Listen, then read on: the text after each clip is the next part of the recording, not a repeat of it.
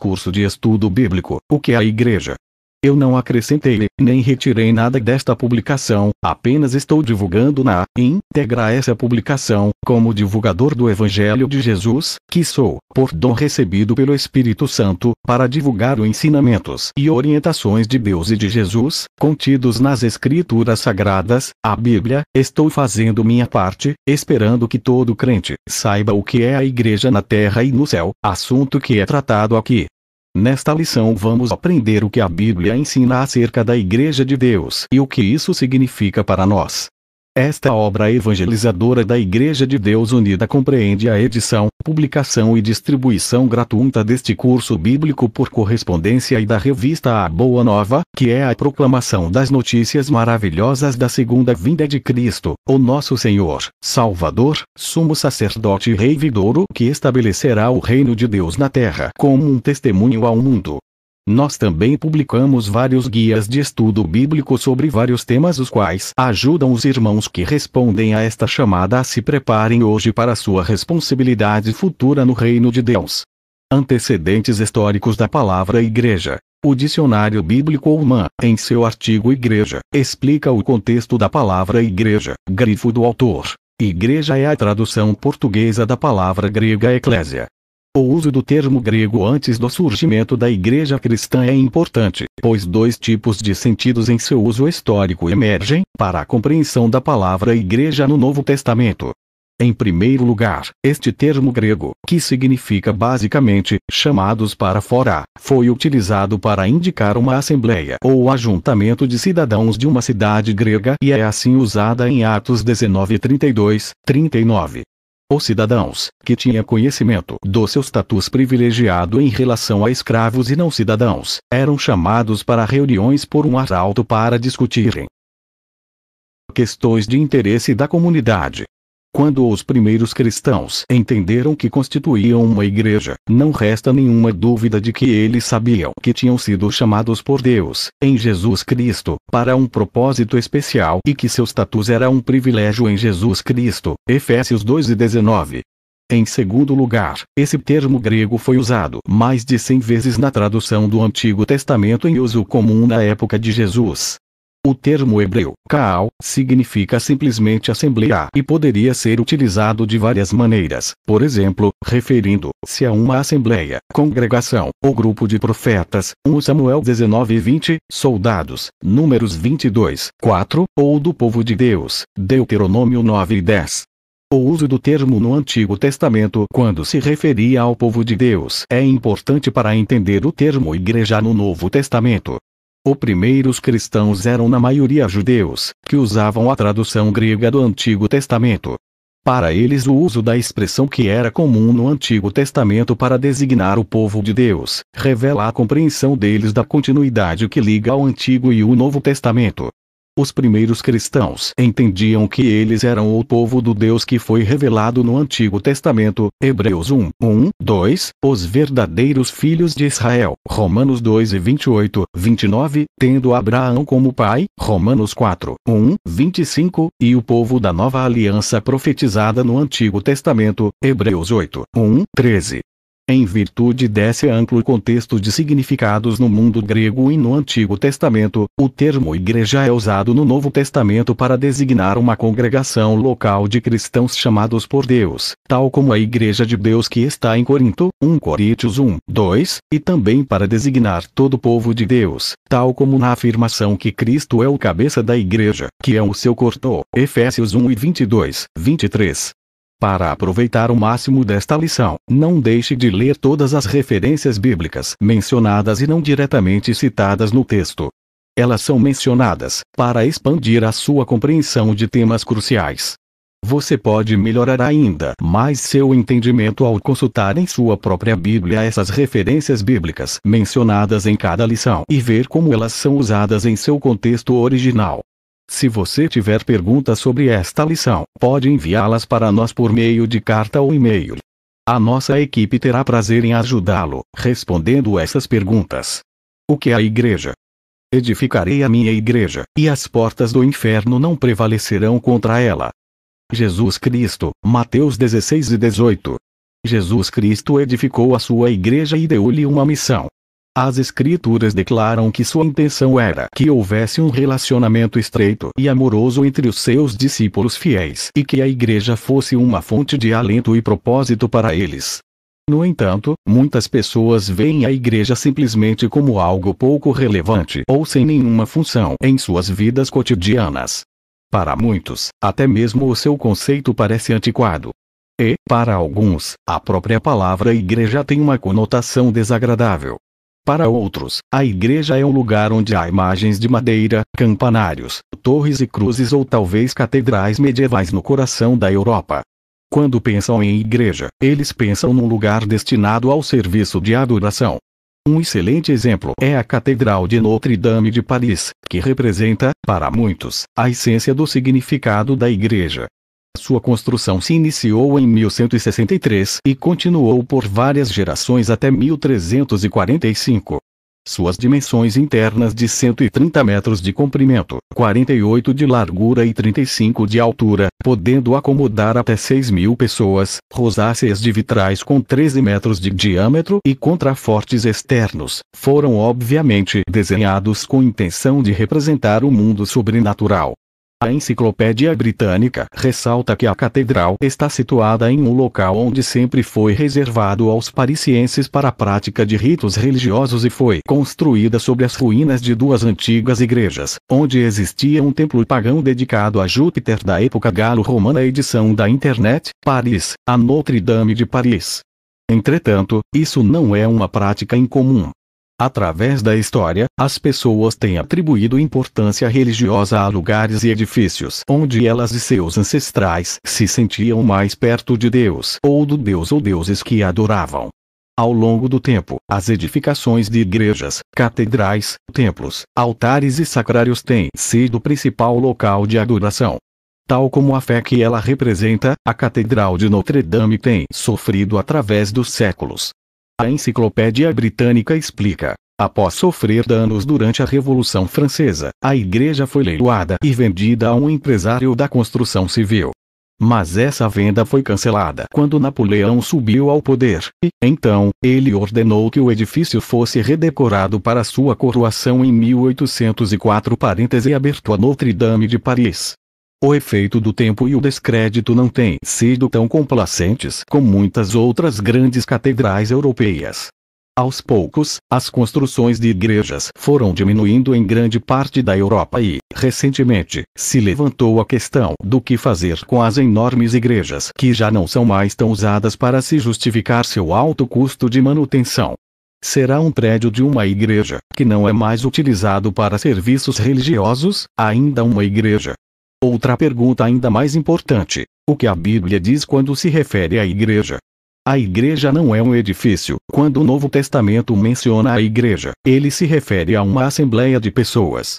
Na Bíblia, a palavra igreja é uma tradução da palavra grega eklésia, que significa chamados para fora. Ver antecedentes históricos da palavra igreja, página 14. Essa palavra nunca se refere a uma edificação ou lugar de reunião, mas sempre a pessoas, aos que são chamados por Deus para saírem dessa sociedade mundana e para servi-lo. A igreja da Bíblia não é uma construção de alvenaria, mas um grupo de pessoas fervorosas e amorosas, escolhidas especialmente por Deus. Nas Escrituras, a igreja pode se referir a um grupo de crentes que se reúne em algum local, numa cidade ou região, ou também a todo o corpo de crentes chamados por Deus. Portanto, no sentido bíblico, uma construção sem fiéis não pode ser chamada de igreja. A igreja do Novo Testamento é formada por um grupo de pessoas chamadas por Deus a sair dessa sociedade mundana, mesmo que se reúnam em um salão alugado ou debaixo de uma árvore. Por exemplo, o apóstolo Paulo saudou a igreja, a congregação de pessoas, que se reunia na casa de Priscila e de Áquila em Roma, Romanos 16:35. Quais são as raízes históricas da igreja? O que distingue as pessoas chamadas por Deus? Como Deus utiliza a igreja para alcançar os seus propósitos? O que a igreja faz por nós e o que seus membros deveriam fazer por ela? Como podemos participar do que Deus está realizando através de sua igreja? Quando Jesus disse: Edificarei a minha igreja, e as portas do inferno, Hades, não prevalecerão contra ela. Mateus 16:18. Ele estava dizendo que a igreja, o povo escolhido, nunca desapareceria.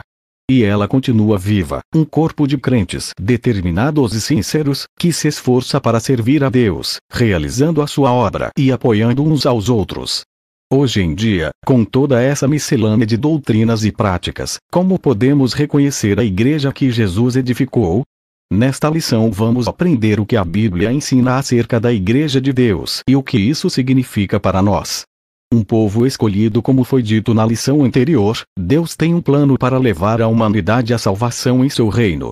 Desde a criação de Adão e Eva, Deus tem trabalhado com as pessoas de várias maneiras, porém sempre com o mesmo objetivo em mente. Antes de Cristo vir como ser humano, Deus chamou apenas algumas pessoas dessa sociedade para servi-lo e realizar a sua obra. Muitos deles são citados pelo nome em Hebreus 11, um capítulo da Bíblia que poderíamos chamar de o rol da fama da fé. Mesmo depois de ter chamado e trabalhado individualmente com líderes e profetas, realizando uma obra espiritual, Deus estabeleceu uma nação física para ajudá-lo a cumprir seu plano. Essa nação, descendentes de Abraão por meio de seu neto Israel, também era conhecida como a Congregação de Deus no Deserto, Atos 7:38, ou Igreja como está traduzida na versão inglesa King James. Entender como Deus trabalhava com essas pessoas no Antigo Testamento é importante para se entender como e por que Deus estabeleceu a Igreja no Novo Testamento. Será que Deus tem trabalhado com as pessoas de diferentes maneiras?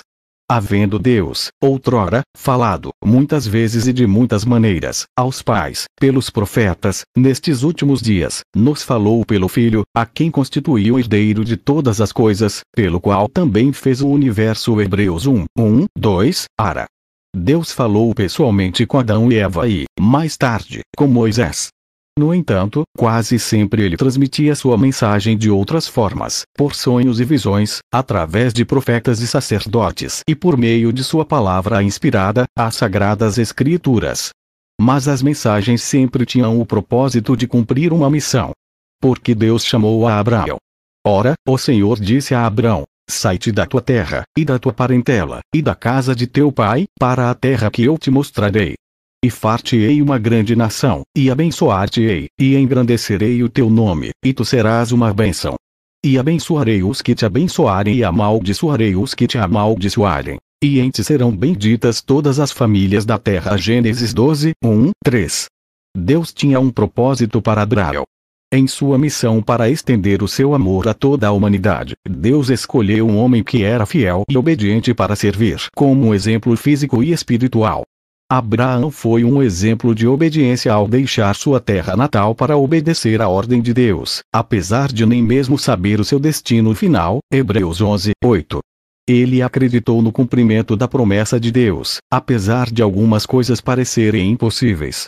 E ele estava disposto até mesmo de abrir mão de seu próprio filho, Gênesis 22, prefigurando o sacrifício de Cristo. Porque Abraão estava disposto a fazer isso? Por fé, pois ele sabia que Deus podia trazer Isaque de volta da morte. Hebreus 11:17-19. Por que Abraão é tão importante? Pois, que diz a Escritura? Creu Abraão em Deus, e isso lhe foi imputado como justiça. Para que fosse pai de todos os que creem.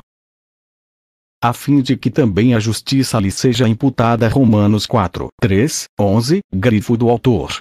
Multiplicarei a tua semente como as estrelas dos céus, na tua descendência serão abençoadas todas as nações da terra. Porque Abraão obedeceu a minha palavra e guardou os meus mandados, os meus preceitos, os meus estatutos e as minhas leis. Gênesis 26:4-5, Ara.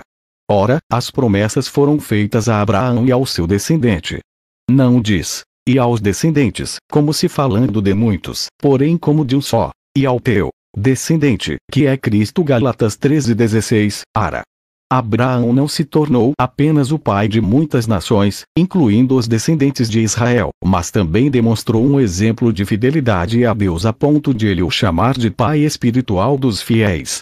Através dos anos Deus estendeu as promessas que fez a Abraão a seus descendentes. Gênesis 13:16, 15:5, 17:36, e também a todo o mundo, através de Jesus Cristo, a descendência prometida. Os fiéis, todos aqueles chamados e escolhidos para ter um relacionamento com Deus no passado, no presente e no futuro, são os descendentes espirituais de Abraão. Mas Deus também operou através dos descendentes físicos de Abraão. O que a nação de Israel foi chamada a fazer. Vedes aqui vos tenho ensinado estatutos e juízos, como me mandou o Senhor, meu Deus, para que assim façais no meio da terra a qual ides a herdar. Guardai-os, pois, e fazei-os, porque esta será a vossa sabedoria e o vosso entendimento perante os olhos dos povos que ouvirão todos estes estatutos e dirão: só este grande povo é gente sábia e inteligente. Porque, que gente há tão grande, que tenha deuses tão chegados como o Senhor, nosso Deus, todas as vezes que o chamamos.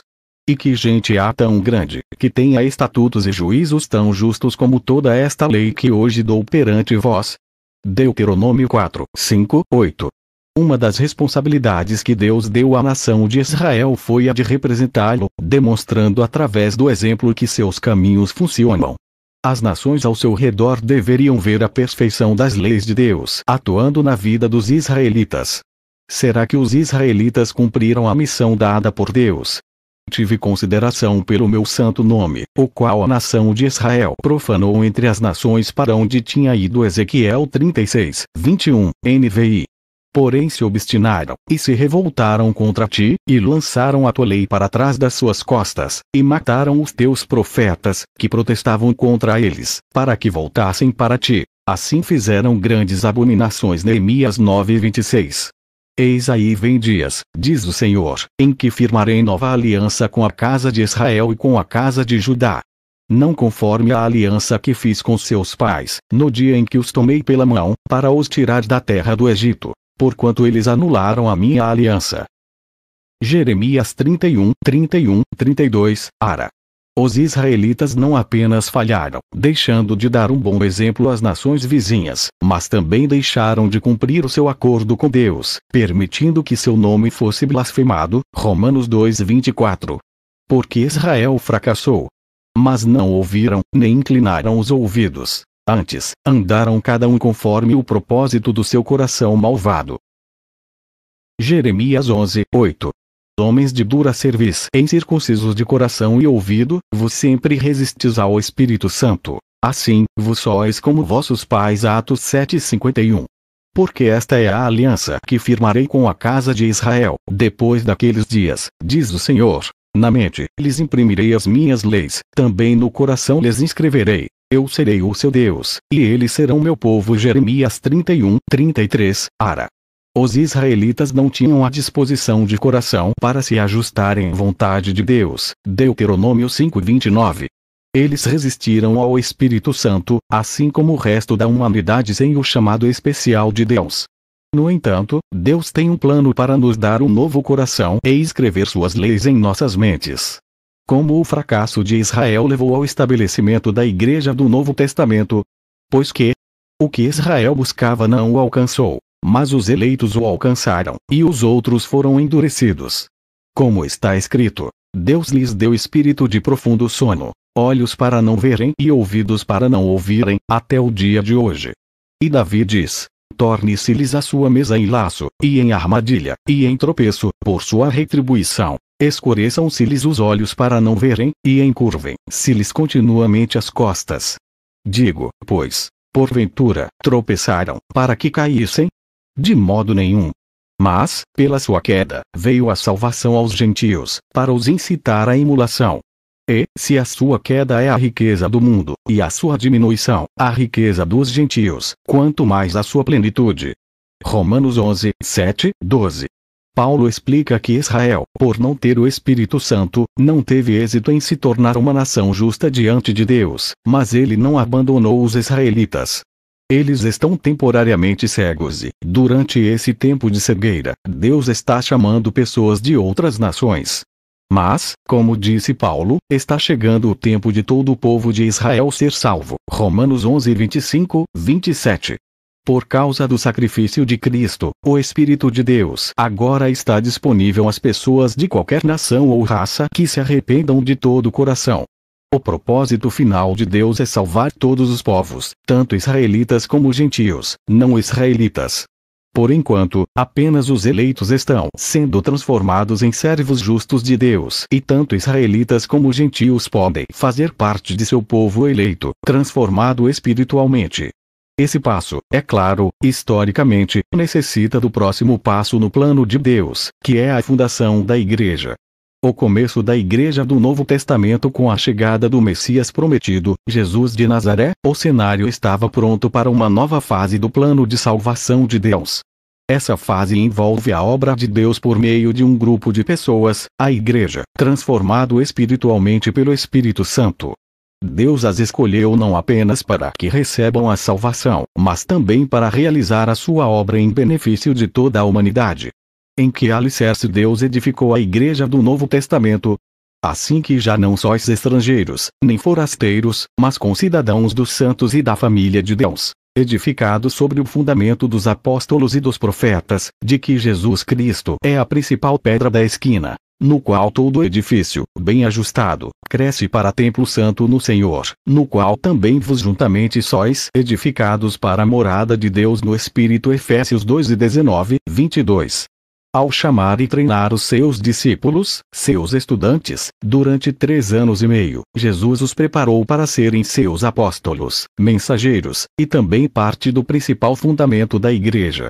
Os escritos do apóstolo Paulo continuam servindo de ensinamento e apoio à Igreja, assim como os escritos dos profetas do Antigo Testamento, que também são parte do fundamento da Igreja. Ambos são importantes. Ler 2 Pedro 13:12. Como e quando começou a Igreja do Novo Testamento? Cumprindo-se o dia de Pentecostes, estavam todos reunidos no mesmo lugar. E, de repente, veio do céu um som, como de um vento veemente e impetuoso, e encheu toda a casa em que estavam assentados. E foram vistas por eles línguas repartidas, como que de fogo, as quais pousaram sobre cada um deles. E todos foram cheios do Espírito Santo e começaram a falar em outras línguas, conforme o Espírito Santo lhes concedia que falassem. Atos 2:1-4. Sinais miraculosos marcaram o começo da Igreja do Novo Testamento e a entrega do Espírito Santo da parte de Deus. Deus quis que esse evento chamasse a atenção, chamando para si determinadas pessoas, que seriam a base desse início da Igreja, que se estenderia ao mundo inteiro. Porque era necessário que Deus desse o seu Espírito às pessoas. Portanto, os que estão na carne não podem agradar a Deus. Vós, porém, não estáis na carne, mas no Espírito, se é que o Espírito de Deus habita em vós. Mas, se alguém não tem o Espírito de Cristo, esse tal não é dele. Romanos 8:8-9. Se não tivermos o Espírito de Deus, então não somos de Cristo. Contudo, a Igreja é descrita como um povo espiritualmente transformado, seu corpo e sua noiva, pertencente a Cristo. O Espírito possibilita essa mudança, como foi explicado na lição 9. O que aconteceu durante e depois desse significativo dia de Pentecostes?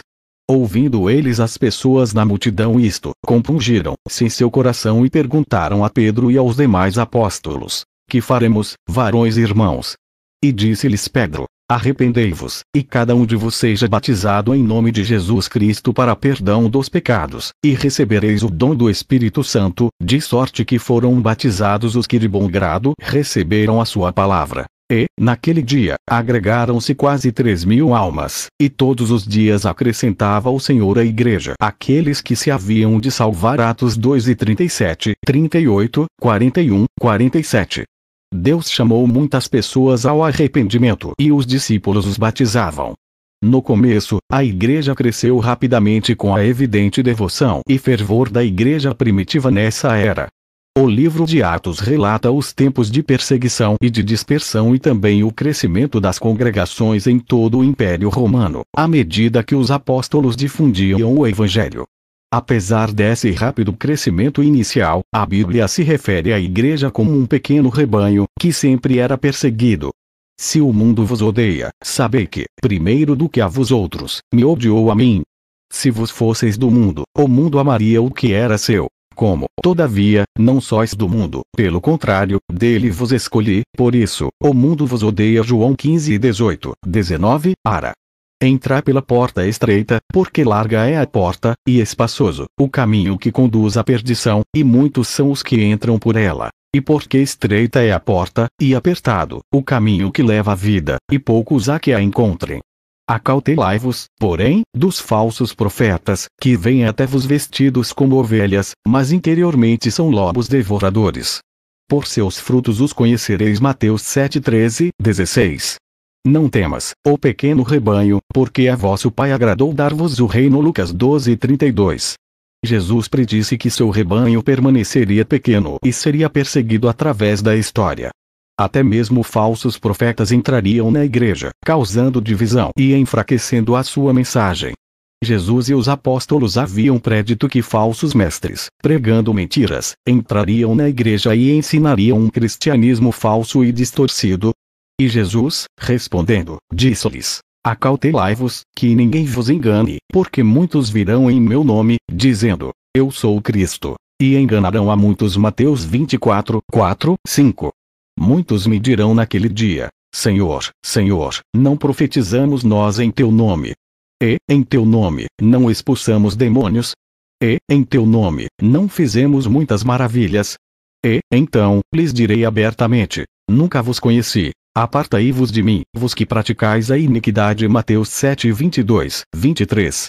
E também houve entre o povo falsos profetas, como entre vos haverá também falsos doutores, que introduzirão encobertamente heresias de perdição e negarão o Senhor que os resgatou, trazendo sobre si mesmos repentina perdição.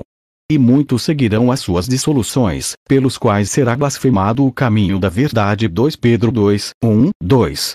Os últimos escritos dos apóstolos, bem como a história secular, mostram que, de fato, essas profecias se cumpriram.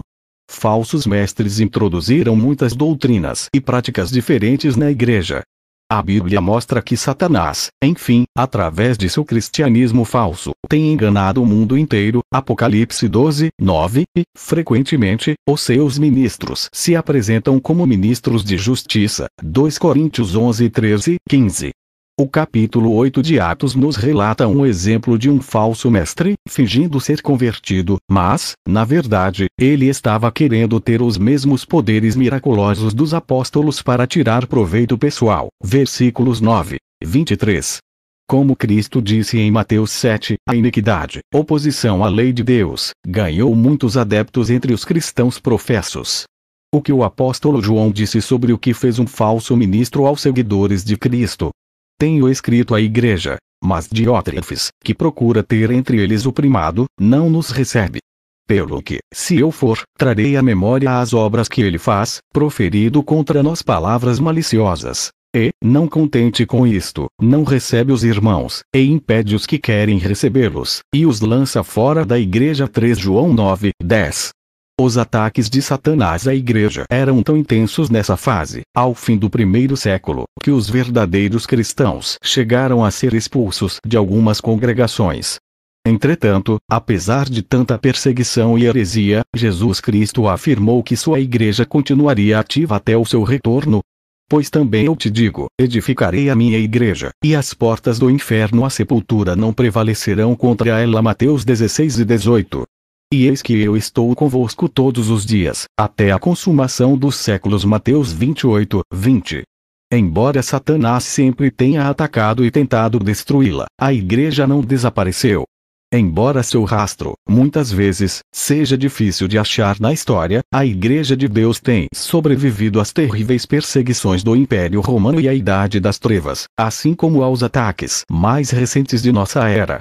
Em algum lugar na Terra, os membros desse pequeno rebanho têm continuado a servir a Deus com mais compreensão e prática de sua verdade. Hoje, a Igreja continua sendo um corpo pequeno, mas ativo e fiel, que se esforça para espalhar a boa nova de Deus em um mundo incrédulo. Para saber mais sobre o que a Igreja teve que suportar para sobreviver, não deixe de solicitar gratuitamente o Guia de Estudo Bíblico à Igreja que Jesus edificou. Depois de enfrentar todos os problemas desta era, segundo a Bíblia, o que vai acontecer aos membros fiéis da Igreja quando Cristo retornar? Vede quão grande amor nos tem concedido o Pai, que fôssemos chamados filhos de Deus. Por isso, o mundo não nos conhece, porque não conhece a Ele. Amados, agora somos filhos de Deus, e ainda não é manifesto o que havemos de ser. Mas sabemos que, quando Ele se manifestar, seremos semelhantes a Ele. Porque assim como o veremos. 1 João 3, 1, 2. Ao que vencer, lhe concederei que se assente comigo no meu trono, assim como eu venci e me assentei com meu Pai no seu trono. Quem tem ouvidos ouça o que o Espírito diz às igrejas. Apocalipse 13, 21, 22. No segundo e terceiro capítulos do livro de Apocalipse, o apóstolo João registra as mensagens de Cristo para as 7 congregações da igreja na Ásia Menor. Essas mensagens e promessas também dizem respeito à igreja através dos tempos. Para entender mais acerca dessas mensagens e sobre o que o livro de Apocalipse profetiza a respeito da igreja, não deixe de solicitar sua cópia gratuita do Guia de Estudo Bíblico, o livro de Apocalipse finalmente revelado. Depois de superar as provações e os enganos de Satanás na igreja, os membros terão os seus corpos físicos transformados em corpos espirituais. 1 Coríntios 15, 50, 53. Destarte, eles vão estar preparados para ajudar Cristo a cuidar do mundo. Um futuro fantástico nos aguarda. O que é a igreja? Para a maioria das pessoas, uma igreja é apenas um clube social ou um lugar onde pessoas são vistas como membros honrados da comunidade. Entretanto, Deus tem um grande propósito para aqueles que são chamados. Nós podemos ter um papel nessa grandiosa obra que está sendo realizada neste mundo hoje em dia. Com que finalidade Jesus edificou a igreja?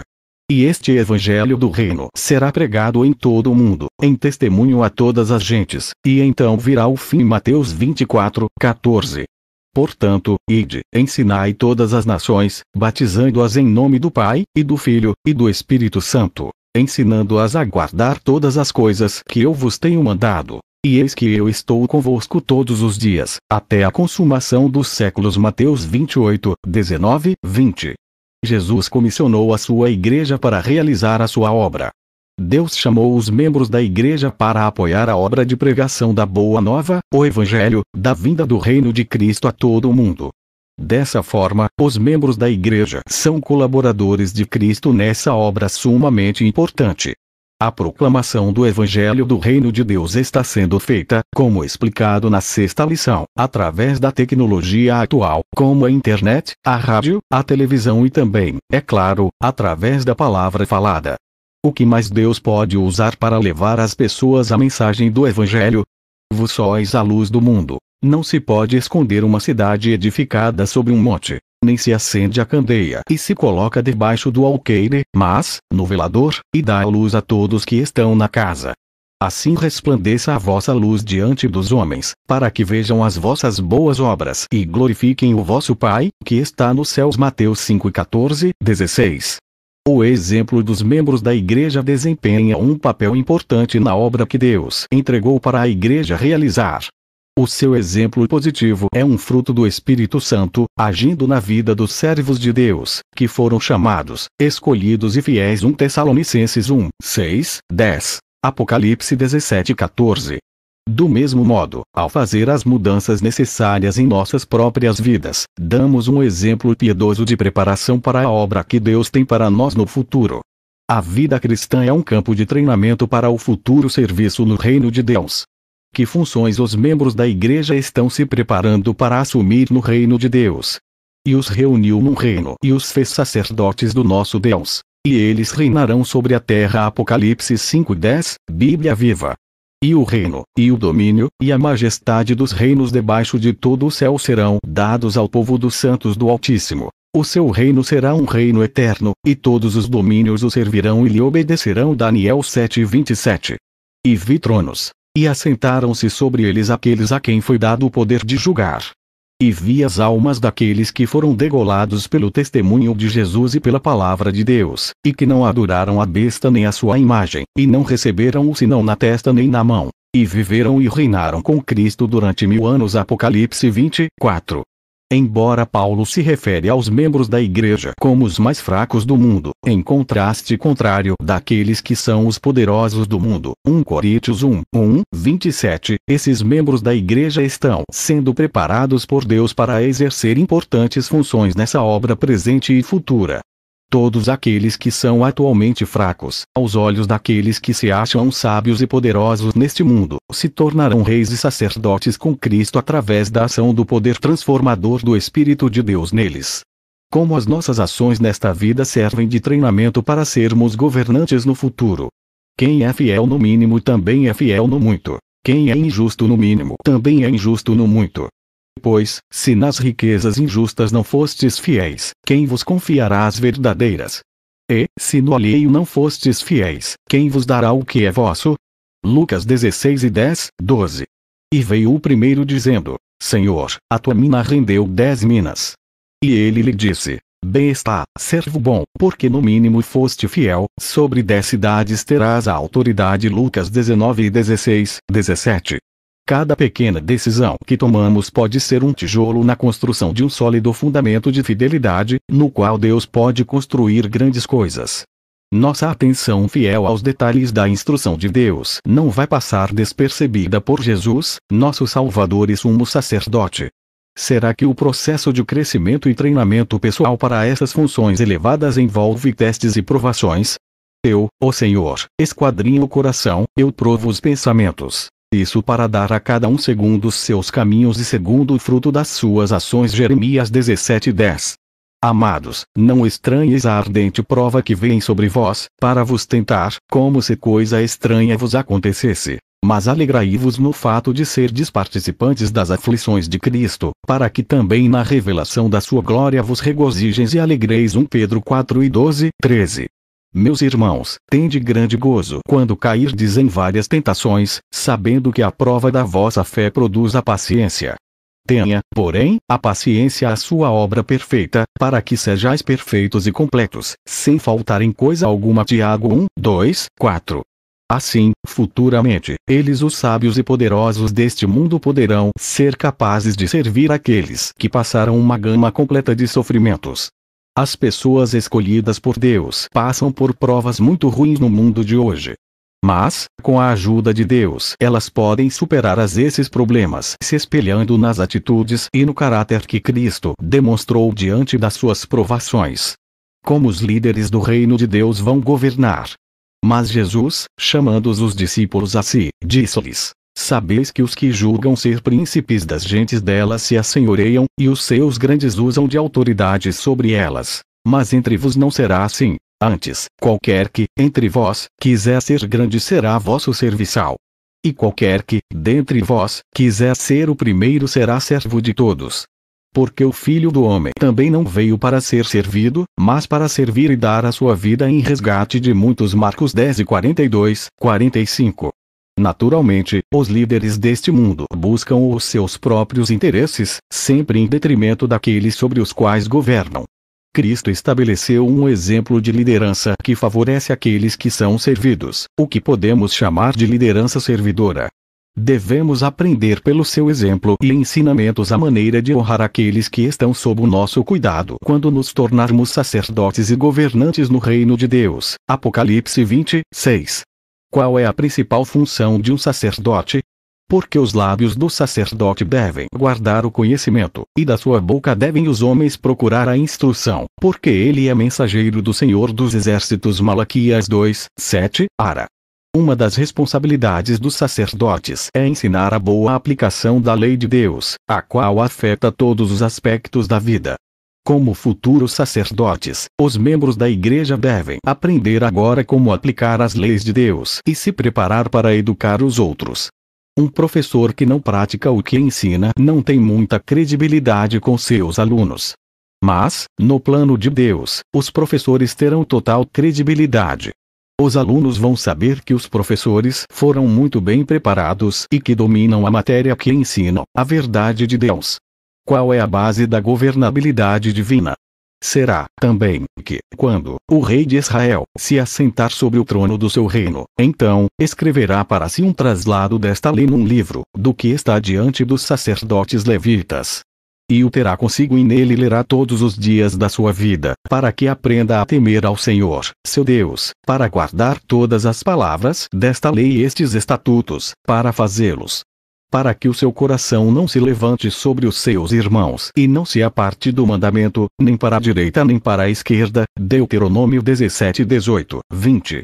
Deus ordenou aos reis de Israel escrever, de próprio punho, uma cópia de sua lei e a estudassem e a aplicassem sempre durante seu reinado. Ao fazer isso, disse Deus, eles seriam governantes humildes e virtuosos. As leis justas de Deus serão o fundamento e a norma para todos os que reinem como reis e sacerdotes no reino de Deus. O corpo de Cristo. A Bíblia usa várias analogias para nos ensinar a respeito da Igreja de Deus, como é organizada, como funciona e como devemos nos relacionar com as pessoas dentro e fora dela. Uma delas compara a Igreja com algo que conhecemos muito bem, nosso admirável corpo humano. O que a Bíblia revela sobre a forma como a Igreja está organizada. Porque, assim como o corpo é um e tem muitos membros, e todos os membros, sendo muitos, são um só corpo, assim é Cristo também. Mas, agora, Deus colocou os membros no corpo, cada um deles como quis. E, se todos fossem um só membro, onde estaria o corpo? Agora, pois, há muitos membros, mas um corpo. Ora, vós sois o corpo de Cristo e seus membros em particular. E uns pôs Deus na Igreja, primeiramente, apóstolos, em segundo lugar, profetas, em terceiro, doutores, depois, milagres, depois, dons de curar, socorros, governos, variedades de línguas. 1 Coríntios 12, 12, 18, 20, 27, 28. Para fazer a obra que Deus lhe deu, a Igreja está organizada para funcionar como uma unidade. Em 1 Coríntios 12, Paulo a comparou ao corpo humano, como muitas partes e funções diferentes, cada uma sendo necessária para seu bom funcionamento. Paulo ainda chama a Igreja de corpo de Cristo, Colossenses 1 e 24. Todos os membros desse corpo devem falar uma mesma coisa. 1 Coríntios 1 e 10, e fazer tudo com decência e ordem. 1 Coríntios 14 e 40. Quem é o cabeça da Igreja? E ele, Cristo, é a cabeça do corpo da Igreja. É o princípio e o primogênito dentre os mortos, para que em tudo tenha a preeminência. Colossenses 1 e 18. E sujeitou todas as coisas a seus pés e, sobre todas as coisas, o constituiu como cabeça da Igreja, que é o seu corpo, a plenitude daquele que cumpre tudo em todos. Efésios 1 e 22, 23. Paulo explicou que o papel de Cristo, como líder da Igreja, não é apenas ser a cabeça desse corpo, mas ser como um marido que amou a Igreja e a si mesmo se entregou por ela. Efésios 5 e 25. Cristo alimenta e trata com carinho a Igreja. Ele se sacrificou por ela. Por isso, a Igreja o serve para demonstrar o quanto agradece e admira seu sacrifício. Quais as responsabilidades estabelecidas para aqueles que servem na Igreja? E ele mesmo deu uns para apóstolos, e outros para profetas, e outros para evangelistas, e outros para pastores e doutores, querendo o aperfeiçoamento dos santos, para a obra do ministério, para a edificação do corpo de Cristo, até que todos cheguemos à unidade da fé e ao conhecimento do Filho de Deus, a varão perfeito, à medida da estatura completa de Cristo. Efésios 4 e 11, 13. As responsabilidades desses servos são para o benefício de toda a Igreja, para ajudar a equipar, edificar e unir o corpo. Uma pessoa ordenada para tais responsabilidades geralmente é chamada de ministro, que significa servo.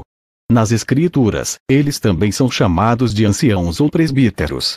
Como os anciãos cumprem suas funções?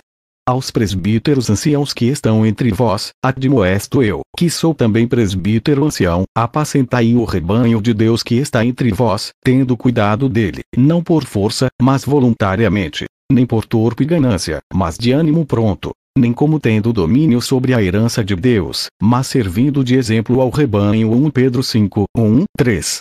Ao seguir o exemplo de serviço de Cristo, podemos evitar o mau uso do poder, como naturalmente acontece nos governos humanos. Mateus 20, 24, 28, Lucas 22, 24, 26. Os líderes a serviço de Deus são ordenados a trabalhar em benefício daqueles que servem numa atmosfera de respeito e amor mútuo. De que maneira todos os membros podem participar efetivamente na obra do corpo de Cristo? Antes, seguindo a verdade em amor, cresçamos em tudo naquele que é a cabeça, Cristo, do qual todo o corpo, bem ajustado e ligado pelo auxílio de todas as juntas, segundo a justa operação de cada parte, faz o aumento do corpo, para sua edificação em amor. Efésios 4:15-16. Mas Deus assim formou o corpo, dando muito mais honra ao que tinha falta dela, para que não haja divisão no corpo, mas, antes, tenham os membros igual cuidado uns dos outros. De maneira que, se um membro padece, todos os membros padecem com ele. E, se um membro é honrado, todos os membros se regozijam com ele. 1 Coríntios 12:24-26. Deus chama e coloca cada membro individualmente no corpo, onde esse membro pode melhor crescer e servir para benefício de todo o corpo. Que outras analogias mostram como Deus sustenta e alimenta os membros através da igreja? Mas a Jerusalém que é de cima é livre, a qual é mãe de todos nós. Gálatas 4:26. Eu sou a videira verdadeira, e meu pai é o lavrador. Toda vara em mim que não dá fruto, atira, e limpa toda aquela que dá fruto, para que dê mais fruto. Estai em mim, e eu, em vós. Como a vara de si mesma não pode dar fruto, se não estiver na videira, assim também vós, se não estiverdes em mim. Eu sou a videira, vós, as varas. Quem está em mim, e eu nele, este dá muito fruto, porque sem mim nada podereis fazer. Se alguém não estiver em mim, será lançado fora, como a vara, e secará, e os colhem e lançam no fogo, e ardem. Se vos estiverdes em mim, e as minhas palavras estiverem em vós, pedireis tudo o que quiserdes, e vos será feito. Nisto é glorificado meu Pai, que deis muito fruto, e assim, sereis, meus discípulos. João 15:1-8. Deus, por meio de sua igreja, cuida de cada um dos seus filhos. Paulo se referiu à igreja como a mãe de todos nós. Como uma mãe que alimenta, veste, ensina e conforta cada um de seus filhos, a igreja presta a assistência espiritual que cada membro necessita. Ver a igreja de Deus é como uma mãe amorosa. Jesus também comparou esse relacionamento com uma videira. Cada membro ligado à videira recebe o alimento e o suporte dela e, assim, pode produzir bons frutos. Mas se esse relacionamento estreito for quebrado, então esse galho vai secar. Se a comparação é com um corpo ou uma videira, a mensagem continua a mesma. Os membros da igreja devem estar ligados a Jesus Cristo para que possam crescer e prosperar. A igreja é uma das maiores bênçãos que Deus entregou a seus filhos. Os membros devem participar e serem ativos na obra e funcionamento da igreja. Pois todos nós fomos batizados em um Espírito, formando um corpo, quer judeus, quer gregos, quer servos, quer livres, e todos temos bebido de um Espírito. Porque também o corpo não é um só membro, mas muitos. Se o pé disser, porque não sou mão, não sou do corpo, não será por isso do corpo. E, se a orelha disser, porque não sou olho, não sou do corpo, não será por isso do corpo. E o olho não pode dizer à mão, não tenho necessidade de ti, nem ainda à cabeça, aos pés, não tenho necessidade de vós. 1 Coríntios 12:13-16-21. Quando Deus nos dá o seu Espírito, então nos tornamos membros do corpo de Cristo, sua igreja. Ele espera, uma vez que somos membros do seu corpo espiritual, que o sirvamos e que participemos no exemplo deste corpo da igreja ao mundo e na sua obra de divulgação do Evangelho. Ele também espera que conheçamos, amemos e sirvamos uns aos outros. E nos declara: nisto todos conhecerão que sois meus discípulos, se vos amardes uns aos outros. João 13:35. Nós podemos fazer isso apenas se formos participantes ativos em sua obra e serviço. As Escrituras admoestam: e consideremo-nos uns aos outros, para nos estimularmos ao amor e às boas obras, não deixando a nossa congregação, como é costume de alguns, antes, admoestando-nos uns aos outros. E tanto mais quanto vedes que se vai aproximando aquele dia. Hebreus 10:24-25. Cristo espera que os membros do seu corpo estejam unidos, trabalhando ativamente e cooperando uns com os outros para cumprir a missão que ele deu à sua igreja. A noiva de Cristo. A Bíblia mostra que a igreja de Deus vai ser a noiva de Cristo. Vamos ver o que isto significa no presente e no futuro. Como Paulo descreve o amor de Cristo pela igreja. Vós, maridos, amai vossa mulher, como também Cristo amou a igreja e a si mesmo se entregou por ela. Efésios 5:25. Jesus ama a igreja como um homem que espera se casar com a mulher de seus sonhos. Ele estava disposto a dar a sua vida para salvá-la. O que a noiva vai vestir para o casamento quando Cristo retornar para governar a terra? E ouvi como que a voz de uma grande multidão, e como que a voz de muitas águas, e como que a voz de grandes trovões, que dizia: Aleluia! Pois já o Senhor, Deus Todo-Poderoso, reina. Regozijemo-nos, e alegremo-nos, e demos-lhe glória, porque vindas são as bodas do Cordeiro, e já sua esposa se aprontou. E foi-lhe dado que se vestisse de linho fino, puro e resplandecente, porque o linho fino são as justiças dos santos. Apocalipse 19, 6, 8. Nesse ínterim, a igreja terá feito sua preparação espiritual para o casamento. Ela é mostrada usando um belo vestido de casamento, que, na verdade, representa os seus atos justos. Mas, o que é justiça aos olhos de Deus? O Salmo 119, 172 define: a minha língua falará da tua palavra, pois todos os teus mandamentos são justiça. Os atos de justiça incluem a obediência aos mandamentos de Deus e o esforço contínuo para seguir o exemplo perfeito de Jesus. Como Cristo está preparando a igreja para esse casamento majestoso? Vós, maridos, amai vossa mulher, como também Cristo amou a igreja e a si mesmo se entregou por ela, para a santificar, purificando-a com a lavagem da água, pela palavra, para apresentar a si mesmo igreja gloriosa, sem mácula, nem ruga, nem coisa semelhante, mas santa e irrepreensível. Efésios 5, 25, 27. A mácula a que Paulo se refere aqui são os pecados que sujam a roupa limpa e bela da noiva de Cristo. O pecado, a transgressão das leis de Deus, deve ser lavado com o sacrifício de Cristo e afastado através do poder do Espírito Santo no cristão, a fim de que ele mude e cresça espiritualmente. A Igreja de Deus ensina e busca viver pelas leis de Deus. E se prepara diariamente para se tornar a pura noiva de Cristo. Identificando a igreja, Jesus disse que sua igreja nunca morreria. Mateus 16 e 18. Mas hoje em dia, com tantas igrejas dizendo serem cristãos, mas ensinando doutrinas muito divergentes, como podemos reconhecer a Igreja de Deus? Quais são as principais características da Igreja de Deus? O que ela ensina? O que faz? Assim como no início da igreja, hoje em dia, Deus tem chamado pessoas para saírem do mundo, João 6:44, Apocalipse 18:4, e para entrar em sua igreja para fazer uma obra. Assim como Pedro exortou o público a se arrepender e ser batizado, aqueles que Deus está chamando hoje entendem a gravidade de seus pecados e se comprometem com Deus e com uma vida de mudança. Como as pessoas que aceitam o chamado de Deus para entrar em sua igreja atendem a esse chamado? E disse-lhes Pedro: arrependei-vos, e cada um de vós seja batizado em nome de Jesus Cristo para perdão dos pecados, e recebereis o dom do Espírito Santo. Atos 2:38. Pois todos nós fomos batizados em um Espírito, formando um corpo, quer judeus, quer gregos, quer servos, quer livres, e todos temos bebido de um Espírito. 1 Coríntios 12:13. O batismo na água, como mostrado na 8ª lição, é um sinal de arrependimento para os cristãos, que creem no sacrifício de Cristo para lavar os seus pecados. E representa a morte do velho homem e o começo de uma nova vida comprometida a fazer o que Deus pede. O resultado dessas mudanças é alcançado gradualmente através do poder do Espírito Santo, que Deus dá ao cristão no batismo. Como podemos identificar e evitar os falsos ensinamentos? Acautelai-vos, porém, dos falsos profetas, que vêm até vos vestidos como ovelhas, mas interiormente são lobos. Colhem-se uvas dos espinheiros ou figos dos abrolhos.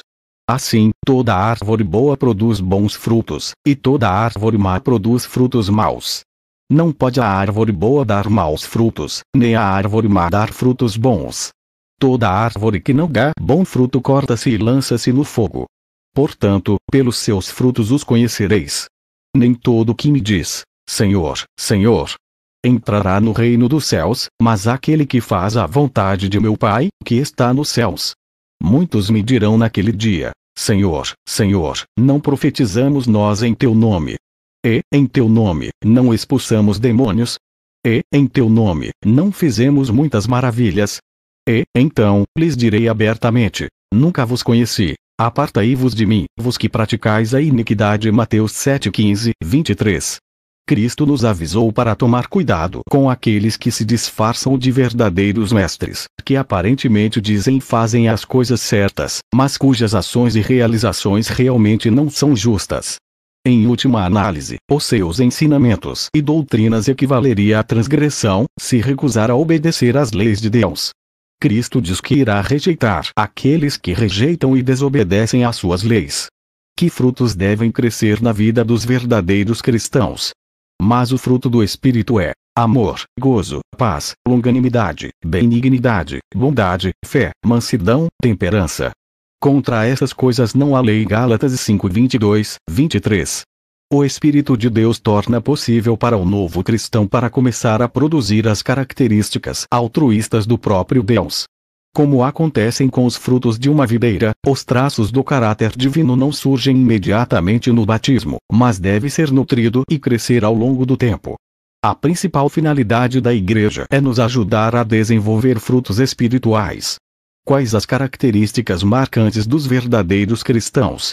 Um novo mandamento vos dou, que vos ameis uns aos outros, como eu vos amei a vós, que também vos uns aos outros vos ameis. Nisto todos conhecerão que sois meus discípulos, se vos amardes uns aos outros. João 13:34, 35. A Igreja de Deus crescerá com o mesmo altruísmo e amor piedoso demonstrado por Cristo.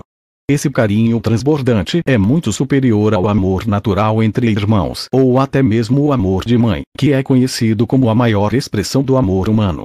O amor de Deus é totalmente altruísta e desinteressado, como descreve Paulo, em 1 Coríntios 13, e demonstrado por Cristo quando deu sua vida por nós. Os membros da Igreja já são perfeitos. Se dissermos que não temos pecado, enganamo-nos a nós mesmos, e não há verdade em nós. Se confessarmos os nossos pecados, Ele é fiel e justo para nos perdoar os pecados e nos purificar de toda a injustiça. João 1:8, 9. Porque ainda sois carnais, pois, havendo entre vos inveja, contendas e dissensões, não sois, porventura, carnais e não andais segundo os homens. 1 Coríntios 3, 3. A Igreja de Deus é composta de seres humanos que ainda são falhos. Cada um de nós ainda tem um longo caminho a percorrer para alcançar a perfeição demonstrada por Cristo. As palavras corretivas de Paulo em suas cartas aos Coríntios mostram que alguns membros da Igreja de Deus ainda podem ter muitas fraquezas humanas a serem superadas. Devemos agradecer a Deus porque Ele vê o coração de cada um. 1 Samuel 16, 7. Os verdadeiros cristãos continuam se arrependendo e mudando à medida que reconhecem suas deficiências. E devem continuar perdoando e apoiando os seus irmãos, enquanto batalham pela maturidade espiritual em Cristo. Gálatas 6, 1, 2. Eles não podem, no entanto, continuar a praticar voluntária e deliberadamente o pecado como estilo de vida. Nisto são manifestos os filhos de Deus e os filhos do diabo. Qualquer que não pratica a justiça e não ama a seu irmão não é de Deus. 1 João 13, 10. Como a Bíblia define o amor de Deus? Porque este é o amor de Deus, que guardemos os seus mandamentos, e os seus mandamentos não são pesados. 1 João 5, 3. E um deles, doutor da lei, interrogou-o para o experimentar, dizendo: Mestre, qual é o grande mandamento da lei? E Jesus disse-lhe: Amarás o Senhor, teu Deus, de todo o teu coração, e de toda a tua alma, e de todo o teu pensamento. Este é o primeiro e grande mandamento. E o segundo, semelhante a este, é: amarás o teu próximo como a ti mesmo. Desses dois mandamentos dependem toda a lei e os profetas. Mateus 22 e 35, 40. A lei de Deus define o amor de Deus. Aqui Jesus explicou o significado dos 10 mandamentos, Êxodo 20, resumindo-os em 2 grandes mandamentos. Os 4 primeiros mandamentos nos mostram que Deus espera que demonstremos o nosso amor a Ele. Os últimos 6 mostram como Ele espera que mostremos o nosso amor pelos demais seres humanos. Esses princípios fundamentais espirituais estão expandidos por toda a Bíblia. Por exemplo, Jesus, no Sermão da Montanha, magnificou o significado dos mandamentos que proíbem matar e adulterar, e demonstrou que pensamentos com ódio e a luxúria violam a intenção desses mandamentos. Mateus 5, 21, 32. E a Igreja de Deus continuará sempre guardando os mandamentos de Deus. E o dragão irou-se contra a mulher e foi fazer guerra ao resto da sua semente, os que guardam os mandamentos de Deus e têm o testemunho de Jesus Cristo. Apocalipse 12:17. Essa mulher, de Apocalipse 12, representa justamente o povo de Deus antes da volta de Jesus. Nessa época, o dragão, Satanás, versículo 9, persegue a igreja, a qual continua guardando fielmente os mandamentos de Deus. Será que atualmente a igreja acredita e pratica as mesmas coisas que praticaram Cristo e a igreja do Novo Testamento? E nisto sabemos que o conhecemos, se guardarmos os seus mandamentos. Aquele que diz, eu conheço-o e não guarda os seus mandamentos é mentiroso, e nele não está a verdade. Mas qualquer que guarda a sua palavra, o amor de Deus está nele verdadeiramente aperfeiçoado. Nisto conhecemos que estamos nele. Aquele que diz que está nele também deve andar como ele andou. 1 João 2, 3, 6. Amados, procurando eu escrever-vos com toda a diligência acerca da comum salvação, tive por necessidade escrever-vos e exortar-vos a batalhar pela fé que uma vez foi dada aos santos. Judas 3. A igreja continua obedecendo aos mandamentos de Deus e andando como Jesus andou. Isso mostra que ela sinceramente continua a batalhar pela fé estabelecida em toda a Bíblia e praticada pela igreja na época apostólica. Isso inclui a adoração a Deus nos dias ordenados na Bíblia e observados por Jesus e os apóstolos.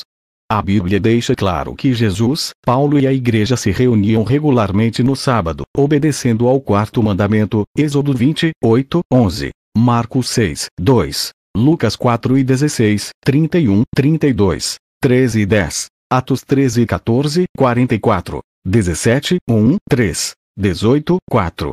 Por isso, hoje em dia, os membros da Igreja de Deus se reúnem no sábado para adorá-lo, aprender mais sobre seus caminhos e ter comunhão uns com os outros, com um sentido de urgência ainda maior, à medida que o retorno de Cristo se aproxima. Hebreus 10:24, 25. Os membros também observam as festas ordenadas por Deus, como assim fizeram Cristo e a Igreja. Ver o que a Igreja primitiva acredita e prática. Página 14. Como veremos em uma lição futura, as festas bíblicas ajudam os membros da Igreja a lembrar-se do incrível plano de Deus todo ano. A Igreja usa a Bíblia como guia e não lhe acrescenta ensinamentos e práticas antibíblicas. Como a Bíblia chama a Igreja de Deus? Olhai, pois, por vos e por todo o rebanho sobre que o Espírito Santo vos constituiu bispos, para apacentardes a Igreja de Deus, que ele resgatou com seu próprio sangue. Atos 20:28. A frase Igreja de Deus aparece 8 vezes na Bíblia, Atos 20:28, 1 Coríntios 1, 2, 10 e 32, 11 e 22, 15, 9, 2 Coríntios 1, 1, Gálatas 1 e 13, 1 Timóteo 3, 5.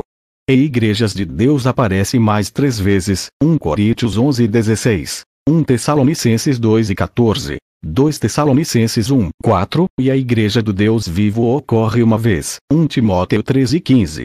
Qual a obra que a Igreja de Deus vai continuar fazendo? Portanto, ide, ensinai todas as nações, batizando-as em nome do Pai, e do Filho, e do Espírito Santo, ensinando-as a guardar todas as coisas que eu vos tenho mandado. E eis que eu estou convosco todos os dias, até a consumação dos séculos. Mateus 28, 19, 20. E este evangelho do reino será pregado em todo o mundo, em testemunho a todas as gentes, e então virá o fim. Mateus 24, 14. A Igreja de Deus continua fazendo a mesma obra que Cristo entregou aos seus discípulos, parte da mesma obra realizada pelo próprio Cristo. Marcos 1 e 12, 14. A Igreja está espalhando a todo o mundo a boa nova da vinda de Cristo com seu reino. O Evangelho do Reino de Deus traz esperança além das más notícias provocadas pela própria humanidade. Mesmo assim, hoje em dia, somente uma minoria parece inclinada a prestar atenção à advertência amorosa de Deus. Deus deseja que todos venham ao conhecimento da verdade para que sejam salvos no devido tempo. 1 Timóteo 2, 4. Os membros da Igreja oram fervorosamente para que Deus possa chamar mais colaboradores agora para que ajudem nessa imensa obra. Mateus 9, 37, 38. A Igreja não somente espalha a semente do Evangelho, Marcos 4, 2, 20, mas também acolhe ativamente aqueles que Deus está chamando agora. Ela ensina-lhes as verdades preciosas da Bíblia e provê para o seu crescimento espiritual. E agora? Será que Deus está lhe chamando para a sua igreja e para participar dessa importante obra? Você gostaria de fazer alguma pergunta? Se sim, estamos à disposição para responder às suas perguntas. Portanto, há ministros dedicados à disposição para lhe responder através de correio ou pessoalmente.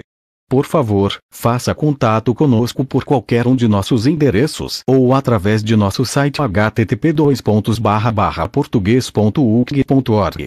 Os membros da Igreja de Deus estão orando por você, pedindo a Deus que você possa receber compreensão, força e coragem necessária para lhe entregar sua vida.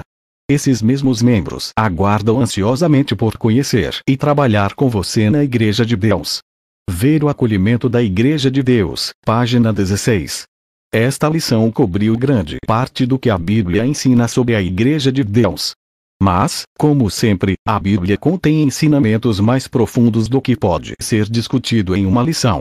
Para saber mais sobre qualquer assunto relacionado, não deixe de solicitar as seguintes publicações gratuitas. A Igreja que Jesus edificou, o livro de Apocalipse revelado transformando sua vida. O processo de conversão pregando o Evangelho, preparando um povo. Esta é a Igreja de Deus unida. Em nossa próxima lição examinaremos especificamente os princípios e as práticas bíblicas que se relacionam com a prática diária de viver uma vida agradável a Deus. Não fale de a estudar. Fonte: http://portugues.ucg.org. Curso de Estudo Bíblico, Lição 10, O que é a Igreja? Vídeo: Carlos Rodrigues Coelho, divulgador do Evangelho de Jesus. Áudio: Inteligência Artificial, adaptada por Carlos.